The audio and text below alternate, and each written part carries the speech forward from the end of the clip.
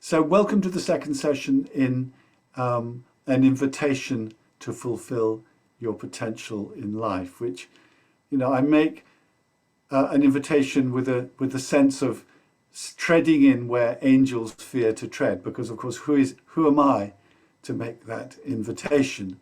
But yet, I can, suggest that we invite our unconscious, we invite our souls, we invite our deep nature to wonder about how we fulfill our potential in life. And really, what I want to do is to tickle your soul so that thoughts and feelings and intuitions about fulfilling your potential in life emerge and come to the fore in your psyche. And that's really what I am. I'm a gardener actually.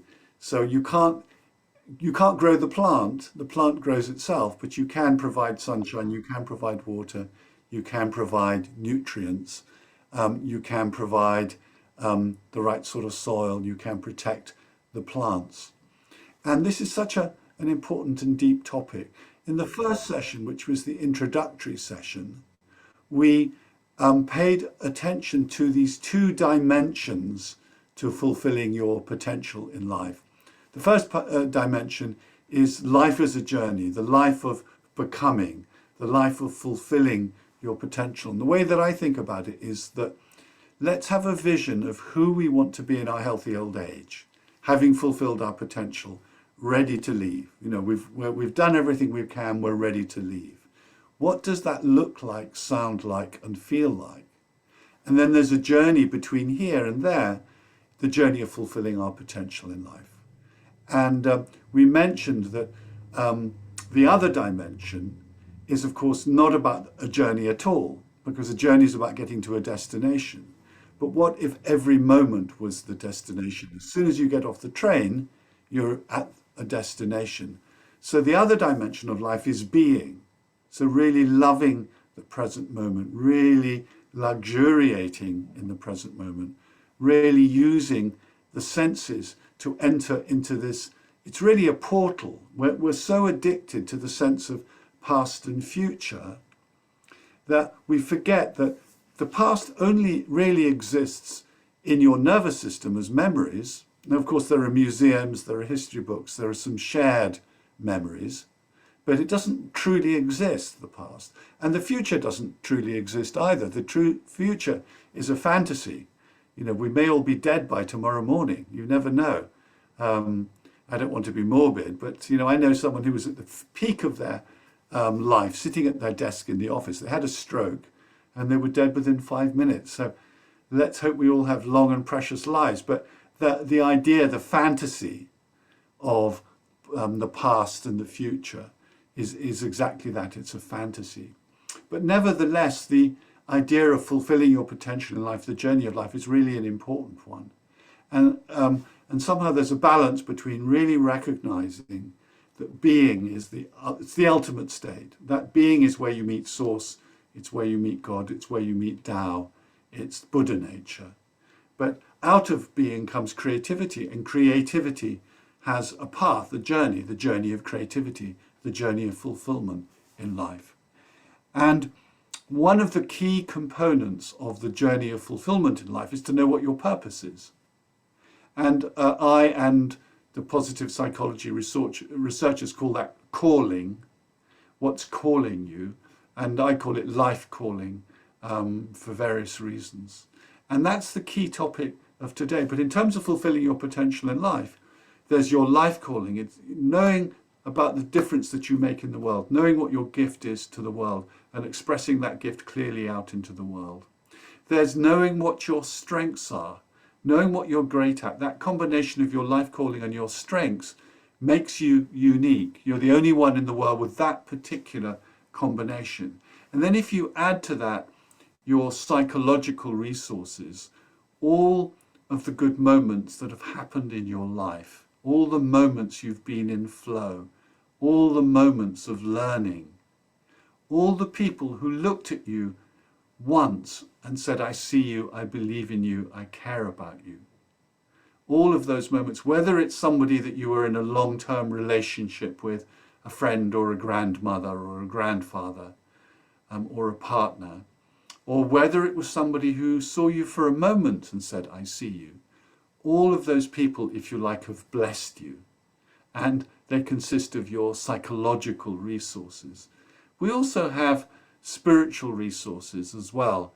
For example, moments when we've noticed the magnificence of being, whether it's looking in a child's eyes or holding the hand of an old person while they die, or being close to the ocean and seeing the circumference of the horizon, the curve of the horizon, or some spiritual experience relating to an archetypal form, a saint or a sacred figure, or to Mother Earth, or to a sense of the long journey we've made from the Big Bang at the 7 billion years ago, the start of time. If that was the start of the current era of time, some scientists believe that it was a big bounce, that the universe contracted down to a singularity and then expanded again.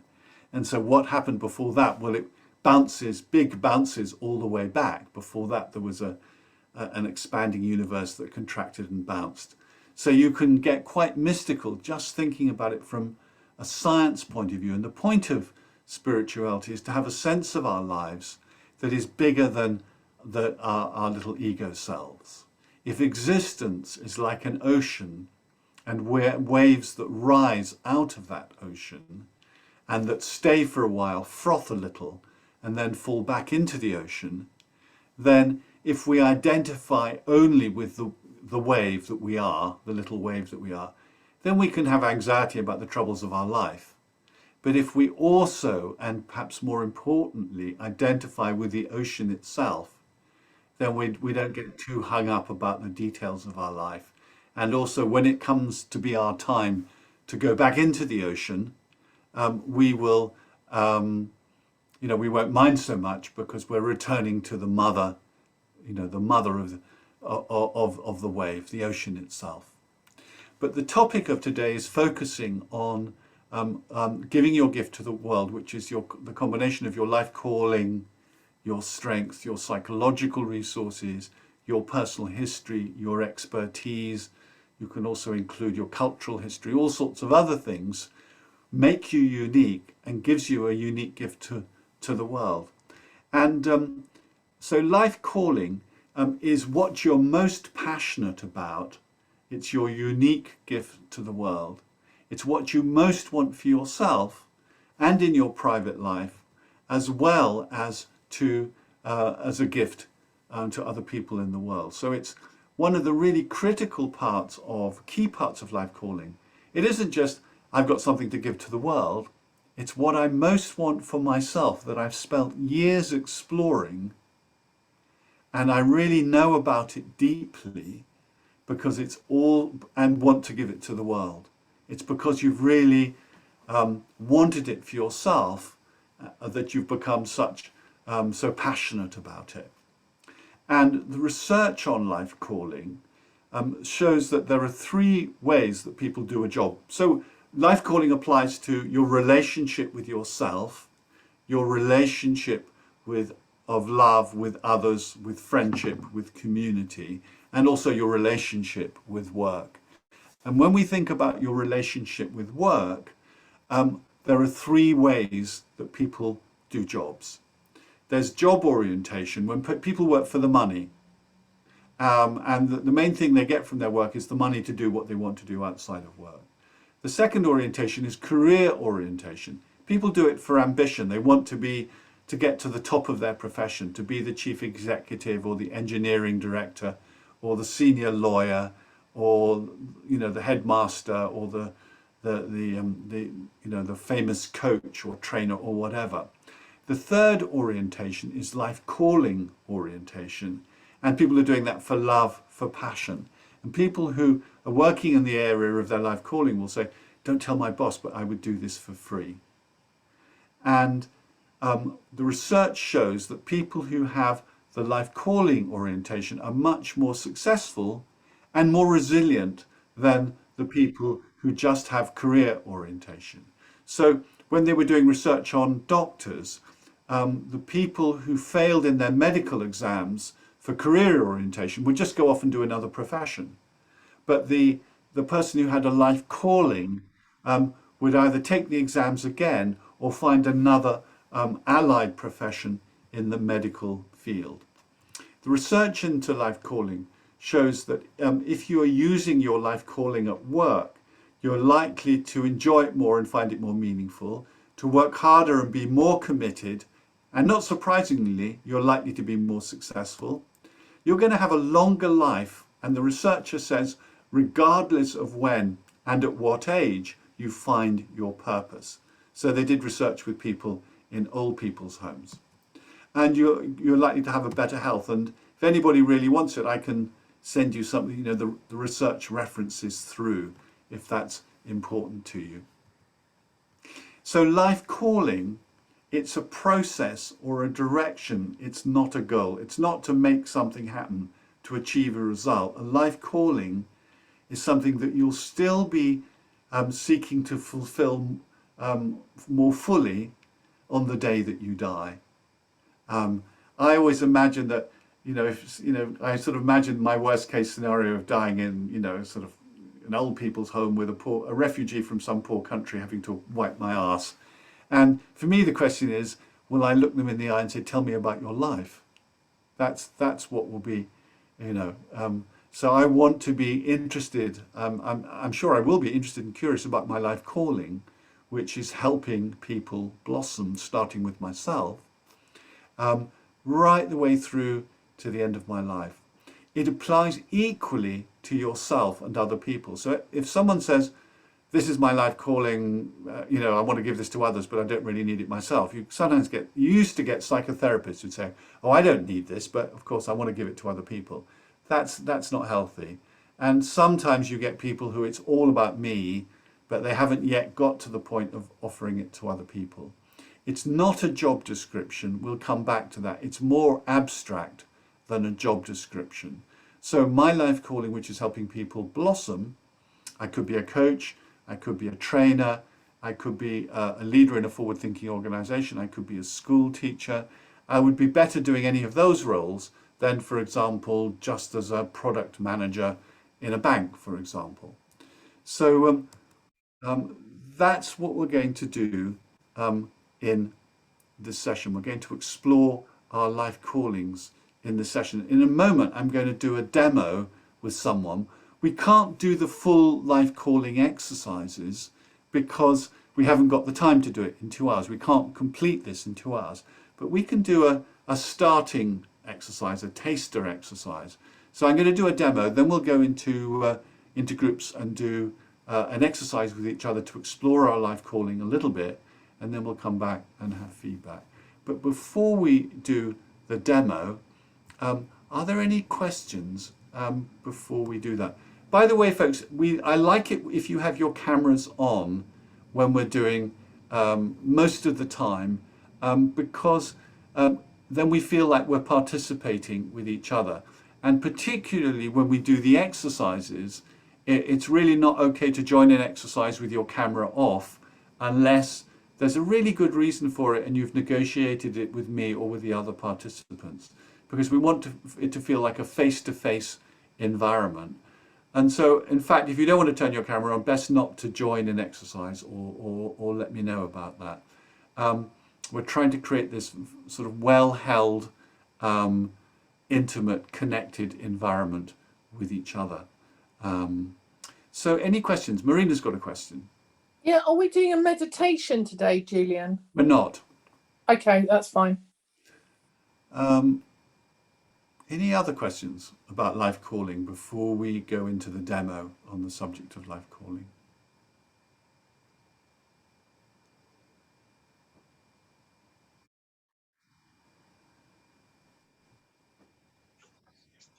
Great. Okay. Well, we can keep moving. We don't need any questions actually, because it's actually more important from my point of view that we get chance to process, to do the exercise, and then to talk about it afterwards. So, who would like to do a demo with me? Who would like to to do a demo with me. It is being recorded. It will be on YouTube. Om's got his hand up.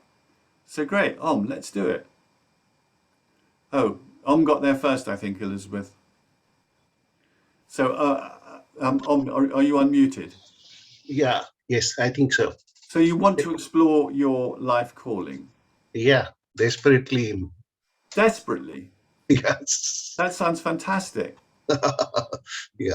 I like it. It's always good when the worst is when somebody says, "Oh, well, I don't really want to do it, but I volunteered because nobody else wanted to." That is the worst thing for a trainer. I'm a real case for this, Are you? So How I come thought you're a real? it's my duty to volunteer for this. Great, fantastic. Well, that's really good. That's good. Yes. Great to have you here, Om.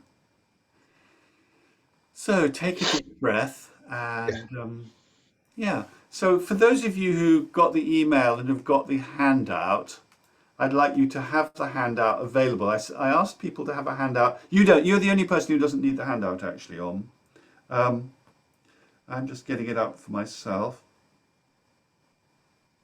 Ooh.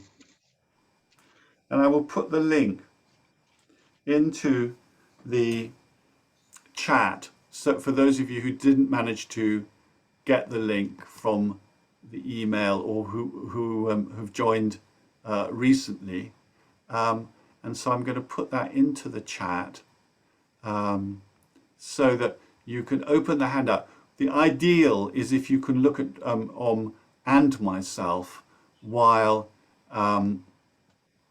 while the demo is going on, because the way that I work with is just as important as the structure of the handout. Being really connected at a soul level, at a heart level with the person that you're talking to is more important than following the pattern. If I just do it in a robotic sort of way, then I'll get a robotic sort of answer. And life calling is, so what does soul mean? I mean, a good definition of soul is the integration of body, mind, emotion, and spirit. It's the integration of all of you, conscious and unconscious, body, emotion, mind, and spirit. All of that together. And if for me to elicit that in then I need to be in that sort of state myself. So if possible, please have the handout on a separate device, or if you're good with your technology, it's possible to do split screen and stuff like that. So and you'll need the handout for the exercise. So how come you think you're an absolute candidate for this? Uh, Why do you want? Can you hear me okay? yes, I can hear you. Yeah. How come you want to do this? Like I have had a checkered sort of career, and at one stage, important stage, I didn't do what I should have done, and then I did what I shouldn't have done, and Right. then now I think now it is bit reframed, but even now for the next 20 years, I need some sort of a plan. Absolutely. It's really important. I mean, I often think that retirement, I don't know if you're at retirement, but we should ban the word retirement. We should talk about refreshment. Because if you're lucky, you've got a pension. Some people, if you're Yes, lucky, you've been in a job, you get a pension, then you don't yes. have to worry about the money. You can do your life calling without having to worry about, paying the mortgage and all of those sorts of things. So I consider it to be the most, well, of course I would. I'm 66. So the Hmm. most important 20 years of my life starts now. That's Yeah, the sort of attitude to have. right. So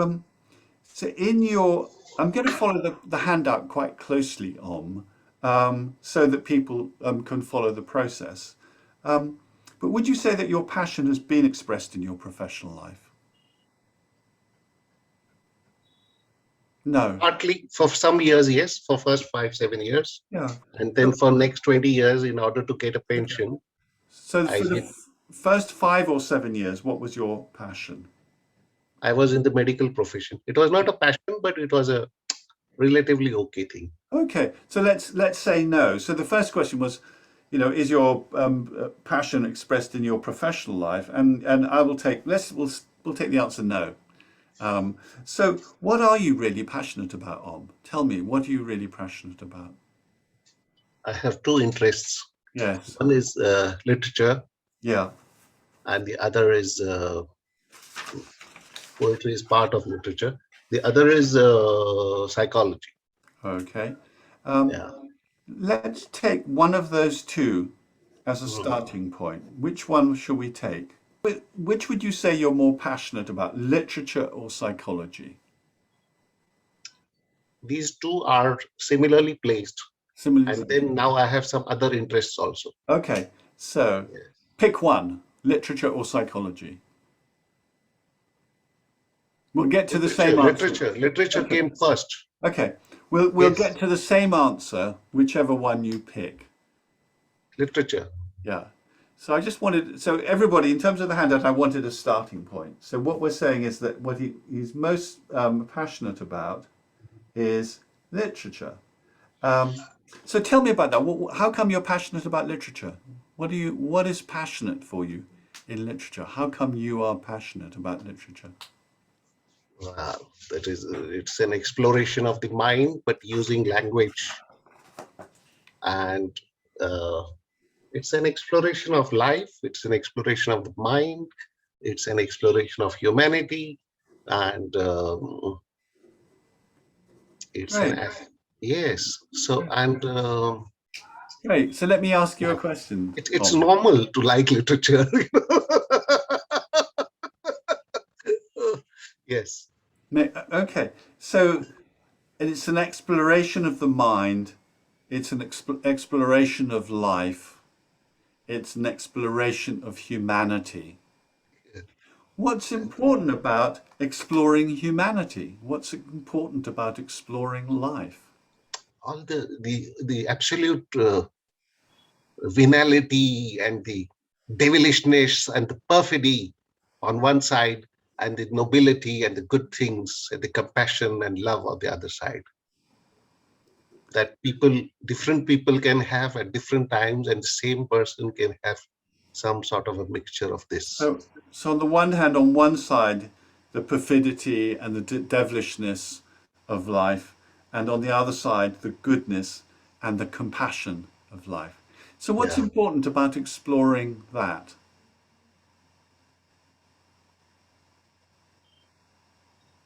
it is a natural inclination for me. I like that. It's a what for you? Natural, it is natural inclination. Natural. Yeah, it's a natural. So what's As important about in exploring? contrast to, like, I don't like to hammer nails and work with my hands and all that. I like to celebrate. If I Great. may You say. like to Yes, celebrate. So, celebrate, oh, did you say celebrate? celebrate. Celebrate. Great. Uh, Vis-a-vis working with hands and yeah. carpentry and all that. So what is important about celebrating? No, no, I said cerebrate, cerebrate, cerebrum, Oh, okay. Think. cerebrate. So, let me go back a step. So, what is important about exploring the perfidy and devilish nature of people and the goodness and compassion? What's important about that? What's important about that? I'm not understanding the question exactly. Important in what sense? Important to you? Any sense? What's important to you about? See, well, the practical aspect is, and that is the most tragic part. I wanted to write, No, no. When I'm not. I'm not. What is important? Just answer one question. What is important about exploring? important is to be an acclaimed writer, Okay. and I'm not even an unacclaimed one. Okay. So, Yes. and what is important about being an? So I'm going to ask you lots of the same question again and again and again. And in the end, you may think I'm bullying you No, or no, no, being no problem. difficult, Okay, okay. but I'm going to keep asking you the same question. Yes. So, what is important to you about being an acclaimed writer? About that. Oh my. Uh, oh. So, appreciation by others, Yeah, appreciation by others. the sound of claps when you get that Pulitzer medal or something like that, that the acclaim. Yes. And so, what is important to you about acclaim? It is just conditioning, I think. Sorry? I think it's just conditioning, what is No, well, conditioned to. no. I don't want to know about conditioning. I want to know what's important to you. Why is it important to you? Feels good, good sensations in the body. So acclaim feels good to you. Mhm. And so I'm going to keep asking you the same question. What's important about feeling good?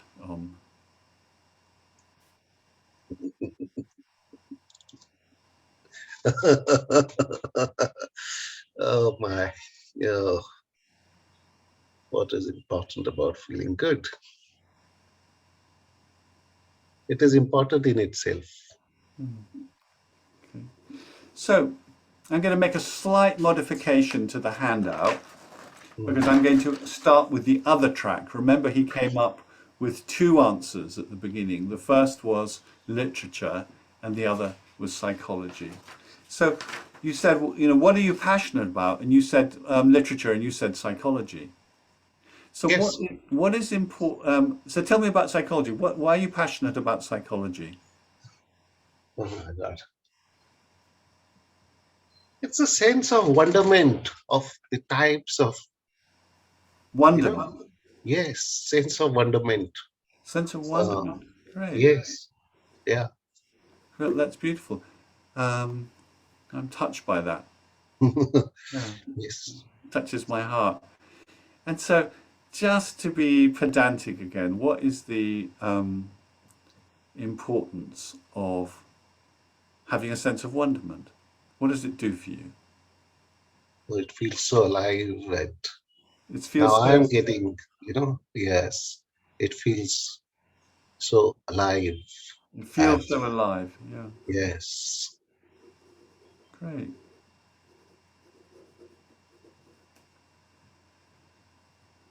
Great. It feels so alive. And I'll try one more, but we'll see how it goes. And so, what's important about feeling so alive? it's the opposite of being dead. Okay, great. So I hope you don't mind. It's my normal response. I don't Uh, mind. I don't mind at all. So, yes. Uh, um, yeah, Julian. so um, just because we don't have much time, I'm just going Yes, to yes, keep us moving. I'm not going to yes, chat very yes. much, but I'm just Yeah, going to keep us yeah. moving. So, if we take, so there, I have two possible versions of your life calling here. One might be, I'm going to suggest them to both of them to you, and then you can tell me which one you think is best. And it's only a starting point. So is your life calling helping people have a sense of wonderment for myself and others? If you would, in terms of it being your passion, would you say, how would you score that? Naught is boring and 10 is fantastic. Sorry, I have not understood the question. Helping people have a sense of wonderment. Is that your life? If that was your life calling, would you score it as if it was not really your life calling as naught? And if it really was your life calling as 10, what would you score it? X. 6. Great. And so, is your life calling um, helping people feel so alive, starting with myself? Yes. Yeah. And So the score would be 8. 8. Great. Yeah. So, Yes, Julian. let's feel that for a moment. Yes. So, I mean, could it be helping people feel so alive, starting with myself, or helping people feel so alive for myself and others? How would you say it?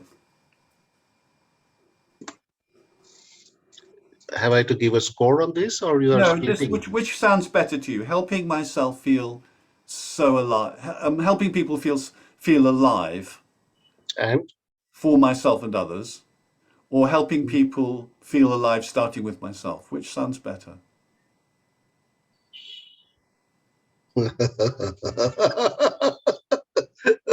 oh my God. Oh, mm. Helping people feel alive, beginning with myself, is Yeah. one option. Yeah. Yes. And the other option is Helping people feel us alive for myself and others. no, no, the first one. The first one, okay. Oh, yeah. It's just a tagline.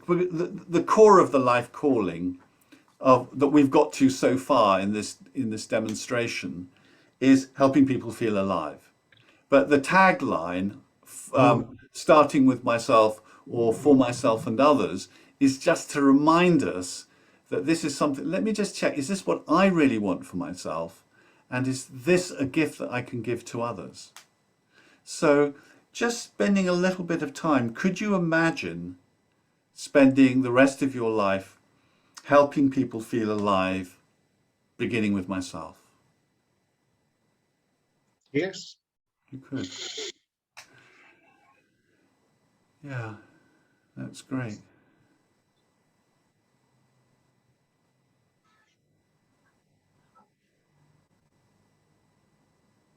Yes. How does that feel? Superb. Superb. Yeah. Wonderful. So nice. It feels great. Great. It feels like, relief and calm and peaceful and beautiful. It Beautiful. feels. Great. Yeah. So, just to use the example of my own life calling, if I say helping people blossom, you can say, well, what sort of job is that? But then I can say, well, I'm a coach, I'm a therapist, I'm a trainer. Or I could be a head teacher, or I could be. There are lots of different things. So, name some ways which you might help people feel alive on. Work-wise, work-wise.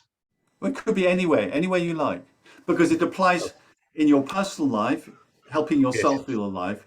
It applies with your friends and family, and it could apply whether it's work or whether it's voluntary capacity.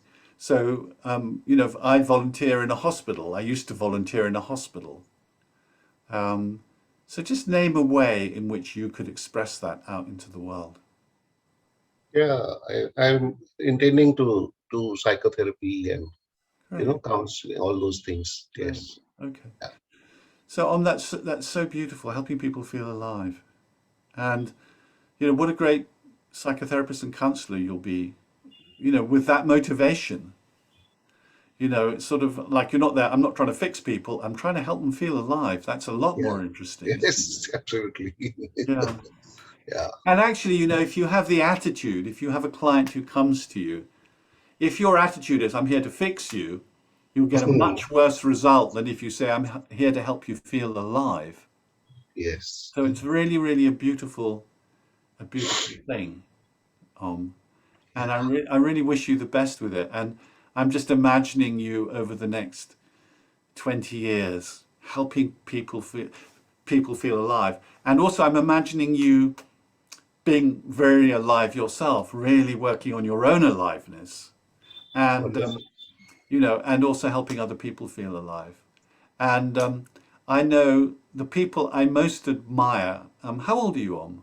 How old are you? I'm 58. 58. So I'm 64, but some of the older people I most admire are people who've kept their own aliveness very awake. So I remember once there was a woman who was in her 70s who came on a course with me, and she had something about exploration and adventure. I can't quite remember, but she said it's so sad. The last time I was in some very wild part of Africa, I broke my leg, and then my family had to get an air ambulance and take me home, and now they won't let me travel anymore. And I said to her, when you're 78, you don't have to do what other people tell you to do. You can lead your own life. And she said, yeah, right, I'm going to go, go back on my adventure, go on my adventures. My kids can look after themselves now. So I'm really an invitation for you, to Yes, live your yes. life calling for yourself, to Yeah. to really apply helping people feel alive, helping yourself feel alive for yourself, as Just let well me as note it. Let me as, note it. yeah, as well as in your professional capacity. Yeah. It's really, really beautiful. And I'm excited to know you, Om. So it's great. Yes. Um, And one question: yes, this helping people feel alive, beginning with myself. yes. This also includes the unwritten books to be written. You can include anything you like, because one exercise that you can do is you write on a piece of paper, Yes. helping people feel alive, starting with myself, and then you can brainstorm 15 different things that you could do Okay. to to fulfill that. And so, for example, I can imagine you writing a book that is Yes. designed to help people feel more alive. Yeah. You know, Okay. um, Yes. so Uh, I'm in the process of writing a book about helping people blossom, helping people fulfill their life calling. There's many ways of you could write poetry to help people feel more alive. right. That's what poets do. So there are many ways to apply your life calling in the world. Life calling is not a job description. It can be applied in many different job descriptions. Om? Yeah. I have a question. Yes. Yes. Uh, this is not an age of simplicity. Yeah. So there is one small complication, and Yes. maybe I'm purposely raising it. So I have developed an interest in the stock market, and Okay. I read for 4 hours daily about the stock market, and I started investing also with my some money and all I got recently, and Does that it make you somehow feel? seems to be a like contradictory, and it is competing with my giving. This is like taking stock market, and that one is like giving of oneself. So that is a bit of a problem I'm facing. Yeah. So So if any we had suggestion on time, that? if we Yeah. had time, I would start another demo with you. But Okay. we've finished the first demo, and really satisfactorily. Yes. And but I'll make a few comments just because it's interesting. Yeah. So the first thing is, you know, perhaps playing on the stock market makes you feel alive. So it's something that you do for yourself that fulfills your life calling for yourself. Perhaps there's some addiction to risk. I don't know about that. Possibly it could be the case. Or perhaps it's, sometimes I do things that, if I look at a lot of stuff on YouTube, it's a way of disconnecting. So I can't tell with you. I did notice that when you nodded your head, it seemed, yeah, this makes me feel alive. But I can't really tell how Alive to. is right. Alive is right, and the real need for real money. That is the thing. It's a Right. So I yeah. can't tell Yes. how well that supports you expressing your life calling into the world. One of the things that is really a good test of life calling is to say, if I spent the rest of my life doing this life calling, would I have a great life? Applying it to Mm. myself, applying it to my Yes. friends, Yes. applying it in Yes. my community. Thank you very much indeed. Folks, Thanks. Thanks. if you'd Thank like you. to wave at and show sort of what Thank. some appreciation for the work he's done, or say something to appreciate him, that would be great. Yeah, I great, wait. I was in speaker mode, so I couldn't see. great. Yeah, now I So, can see. can you see people smiling at you? Yes. Yeah, that's Yes. great. Yes. Yes. Great. Thank you. That's really Right. great. Yeah. So, any questions from the group about how to do the exercise? That's what I want to focus on. How to do the exercise. Any questions from the group on that? Let me just see. You don't have. You can just unmute and speak. So, any questions? I've got a question. Yeah, go on.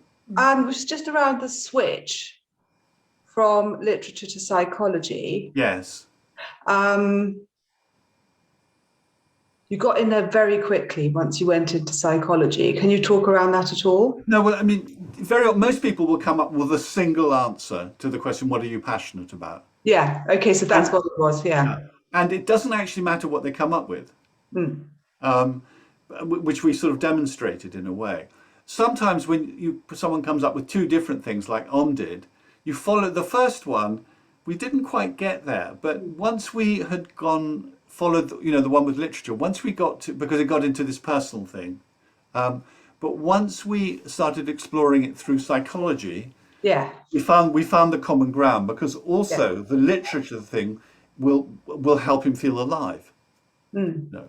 So you have to sort of splash around a little bit. Yeah. Um, Thanks. great. Elizabeth. I, Oh, Catherine Elizabeth and then Catherine. I have a question. When the answer is, because I just sort of answered it for myself, is your passion expressed in your professional life?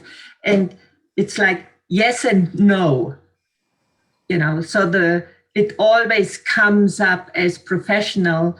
I do it partly professional, but then it's like I'm not committed like to the career path. So yes and no. So the personal is really important. So it has that too. So how do you follow that? You just I mean, if that's the case, you can choose yes or no as the answer. It doesn't matter.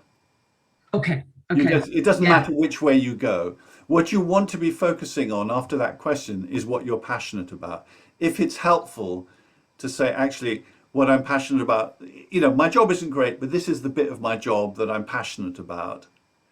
And then you talk about that, that's great. Or you could say no, and then you can say, but what I'm passionate about is, so the common question is, if you like, is talk about something you're passionate about. Oh, okay. Yeah. Because it's in the personal life, there is no doubt about it. And then it sort of creates Great. professional life, but the professional life doesn't seem to, move the same energy. I come back always to withdraw. So that's the question. So that's not really the part of the exercise. It's more to discover passion. Now, what are you passionate about in your personal life, Elizabeth? Nature and connection with people, and that's and humanity in itself. Great. So and everybody, that's what I study. Can you hear that Elizabeth's voice changes when she talks about it? So that's a place to start for you, Elizabeth. Catherine. I've got two questions really. One is about if you've got multiple passions. Yes. Pick one. Pick one. So you pick one irrespective. Pick a single one, irrespective, exactly. Yeah. Like we did with Om. The other question that obviously didn't get covered with Om was that was on the handout was about if there was a doubt or they didn't seem very excited about. And you ask what's missing. Yeah, we didn't do that. So how do you explore that? Oh, sorry, did I miss that on the handout? Let me just look at the handout again. Sorry, my pad is closed down. I thought that wasn't in. There are various versions of the handout, and perhaps I was thinking it was a different one. We've got it as number 3 on the handout. Yeah. Just let me find it. That is applicable only if doubt is expressed. I was handwriting it out late last night, so I'd got a copy in front of me. If they have doubt or don't seem very excited, I didn't have doubt. There was no doubt for me. Exactly. That's why I didn't do that.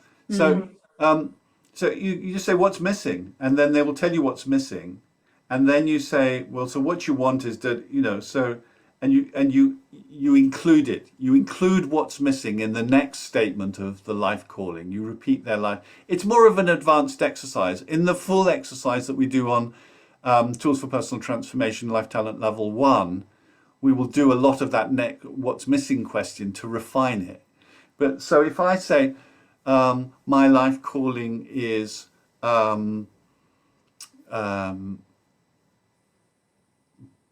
bringing love into organizations, but I'm looking like this, and they say, well, what's missing? Well, there's got to be a business benefit. So how would you include a business benefit?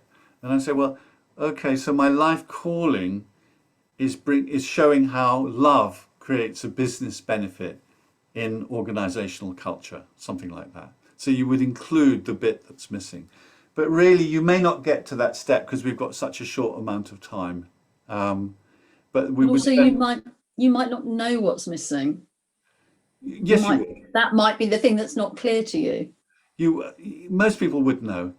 Right. Because it's a feeling. So my life call, you people are, what you're looking for is is the person passionate about when they say their life calling. You saw that when I got the words right for Om and I repeated them back to him, you could really see he was touched by it. So if the person isn't touched by it, you know something's missing. So you can say from this set of words, what's missing in this set of words? And then they'll tell you. It's not a sort of practical, linear, external world thing. It's something missing from their inner values. What is it that's not being expressed in this sentence? So we'll see where you get to. Let's ask us again afterwards, after the exercise, Catherine. If it's still a question for you, we'll come back to that. Okay. Any more questions before we do the exercise? Now, fantastic. So we've got groups of 3, one group of 4. Maggie's in the group of 4. 10 minutes per person, 30 minutes in total to do the exercise.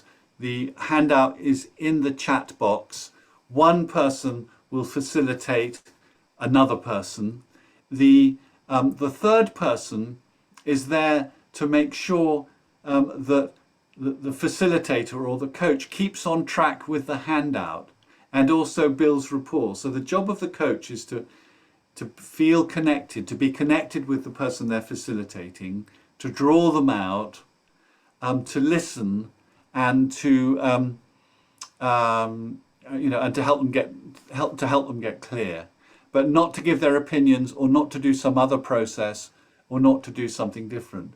The third person in the exercise is there to make sure that the coach is following the process and to support the coach following the process.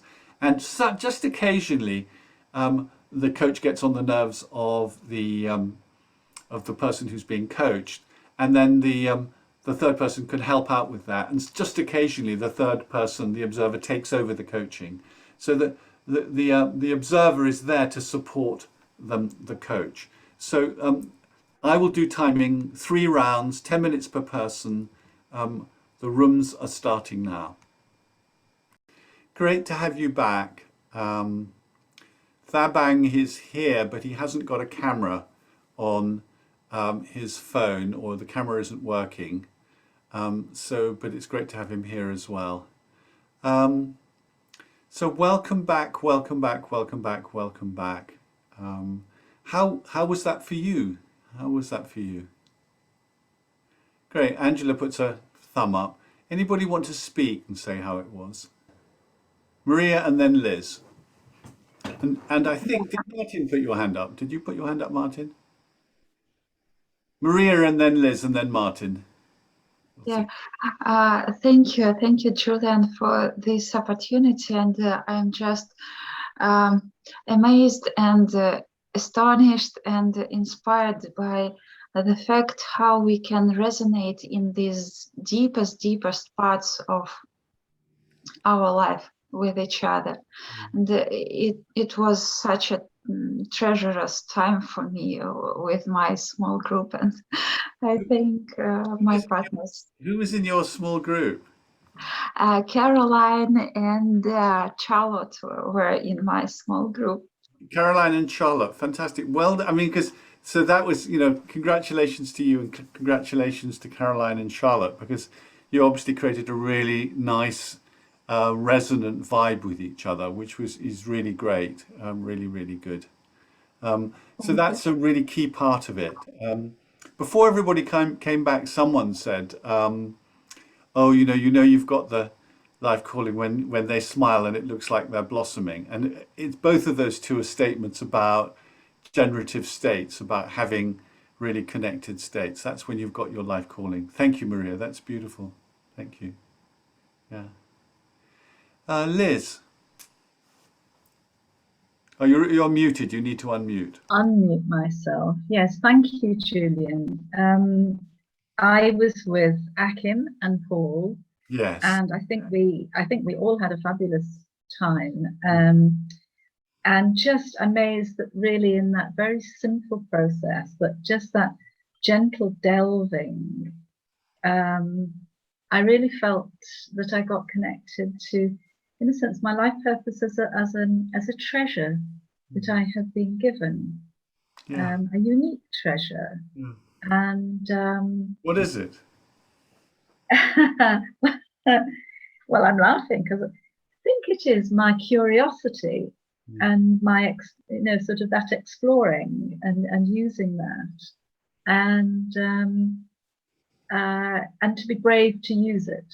Use it not just with others, but also to keep my own exploring going. Yes. And so I think it is that treasure. So that was Beautiful. And by the way, you say, well, how would you use exploring? How would you use that curiosity? What profession would that be? Well, actually, I don't know if it still is your profession, but Liz is a famous coach over 20, 30 years, something like that. So if you had a coach who was really curious and exploring, that would make a massive impact to you as a person. Yeah, true. Thank you. Thank you. Great. Martin, and then see Aris, if Martin wants to. Martin, did you have anything to say? I just asked myself how provocate it is allowed to be in asking again and again what is the importance about that.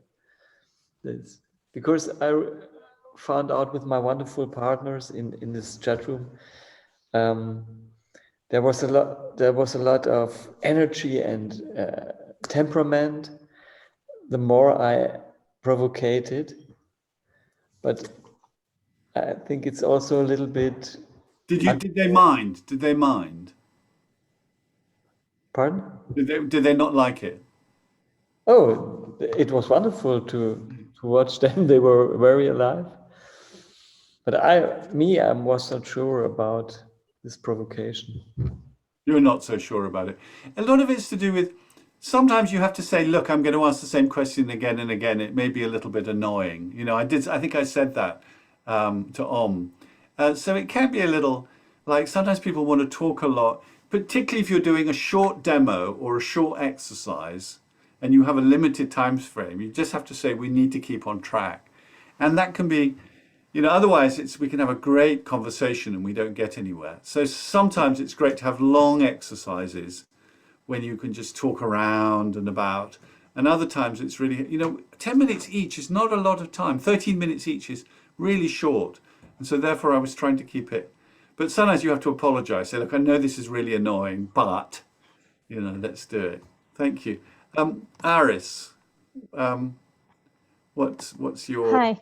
Yeah. I'm just, I work with Prakash and another Iris in my team. So we arrive at the same conclusion at the end, is that how our passion actually empower ourselves or put the gasoline in ourselves to transform ourselves. And all the process is starting from ourselves. When we are empowered, when we transform, we can take people further.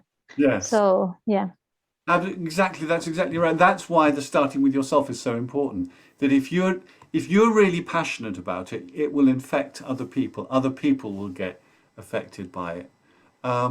And so that's the key. Otherwise, it's like I've got a gift to the world and it's all about you. But actually, it's got to be about me. What makes the person charismatic, what makes them interesting is, the fact that it's all about, that there's a real energy coming from you. That you're really engaged in what it is that you're talking about. Om, did you have a question? Yeah. Om and then Esther. Om and then Esther. Yeah, so it appears to me that when we relate our passion not only to the world but to our own self, and in fact we begin with ourselves, there is some link there which I am not able to quite figure out. Yes. But it seems to me that I don't know. Is it what? Can you tell us a little bit more about that? About what? About the passion? About beginning with oneself. Yeah. Oh, because because it's a generative state that it's so interesting that the way the world has gone is very often about, oh, I must serve other people, I must look after other people, and very often in families there's that thing about you have to look after your brother or your sister. But actually, we all, how many people are therapists or trainers or coaches? Put your hands up. Quite a few people. Anybody in a helping profession will know burnt out coaches, burnt out therapists, burnt out trainers, burnt out people in the caring professions. And very kind and loving people, you meet them and they've just given their heart and soul to everybody else, and they haven't got any for themselves. They haven't kept it for themselves. So my sort of philosophy is the opposite philosophy, which is fill yourself up like a cup of tea. Look, Maggie's waving at me and giving sort of positive thumbs up. Fill yourself up. Take care of yourself. Then you'll have lots of left over for other people. It's not an either or. Yes. If you feel your own well-being, your own generativity, and you feel great, that has a really positive impact on all the people that you'll work with. Right. People will pick it up. I remember the first time I met John Grinder, one of the founders of NLP. He'd just been in the Caribbean on a scuba diving holiday, and he wasn't actually wearing his wetsuit, but he could have been. He just looked so alive and vibrant. That was incredibly attractive. He was looking after his own well-being. And so that's really a part of my philosophy, which is, if we just, it's like, let's really nourish ourselves so that we have more to give to other people. If we keep replenishing ourselves, we'll have lots more for other people. So thank you. That's a really great point. So the generative state that, or the creative mind state, or the body mind state, or the soulfulness, the resilience, the nourishment of you is a key part of how you give your gift to the world. Esther. Well, Julian, when you were talking with Om about literature, and also when we were talking about literature in our group with Catherine, a certain quote came to my mind by Franz Kafka, who said, "A book is like an axe that breaks the frozen sea within us." Frozen sea with? Within us. Thinness. Within us. Within us, yeah. The book is like an axe. That breaks the frozen sea within us. But then I started thinking, we can also say the same about this work that we've been doing today. It's like an axe that broke the frozen sea within us, and all those living waters that are underneath the ice. Nice. Yeah. Wonderful. Came to life. Beautiful. Lovely compliment, Julian. It's a beautiful compliment. I just want to really acknowledge the fact that this was a very, very short exercise. And if you didn't come up with the perfect version of your life calling, it's not, it's not surprising. Usually in the life, Tools for Personal Transformation, Life Talent Level 1, we spend 6 hours on this, 2 sessions, and then we look at the strengths as well.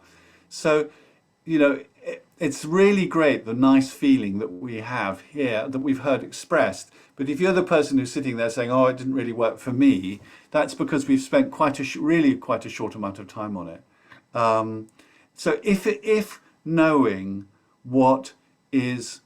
how you want to spend the rest of your life, how you want to treat yourself, how you want to earn your living if you need to earn your living, and how you want to treat your community seems like an important thing for the rest of your life, then it's really worth spending time on getting your life calling clear. It's not just like a little exercise, let me do it and forget it. I've done sort of purpose exercises when, it's like, oh, that was interesting, but it's not quite me. If it's not quite you, it's not quite it. When you found it, it'll just guide you for the rest of your life. It's knowing who you are and what you're about. And then you put that together with your strengths. What are your strengths and your talents? And then you add to that, your life experience, including your professional experience and your expertise, but also your cultural experience. You may even include your ancestral experience. What has your family lineage taught you? And then all of that comes together in a unique form that then is your gift, both to yourself but also to the world. And one other thing that I think that's really worth mentioning to people is that if you're very clear about the little bit of life that you make a difference in, then that actually makes you stand out from the rest of the market. So if you're a coach, you say, I'm a coach. Well, there's a million coaches, isn't there? There's nothing really very interesting about saying I'm a coach. But if you say, I help people feel alive, then you'll have people coming and saying, wow, I'd like some of that. You know, can I book a session with you? So it's finding something that's really interesting, special and unique that people will want. And also, one of the things that I do in my coaching is I like to do I call it deep coaching. I don't want most of the work that you get in business coaching. I'm just not interested in it anymore. I want people who want to go deep. So I talk about that.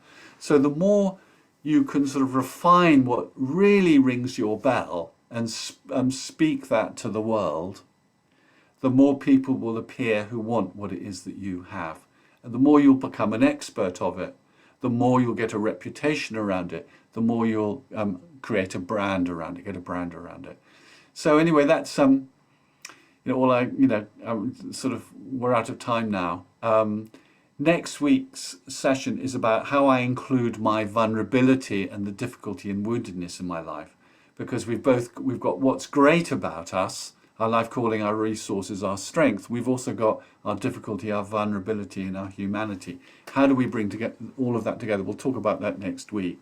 And then after next week's session, at the end of the session at 6 o'clock, we're going to have a question and answer session on the Tools for Personal Transformation programs, Life Talent Level 1, for those who want to stay. So some people will leave, some people will stay. We may have a few people joining us, but there's a sort of a Q&A session that will go from 6 to 6:45 on that program.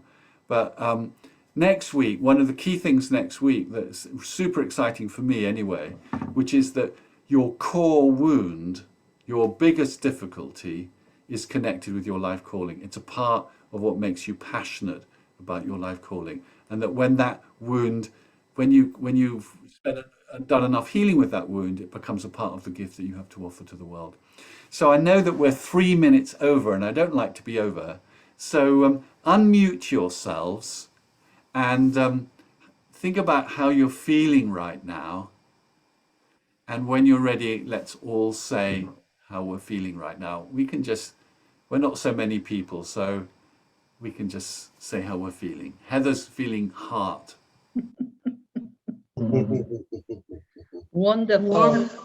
Connected. Released.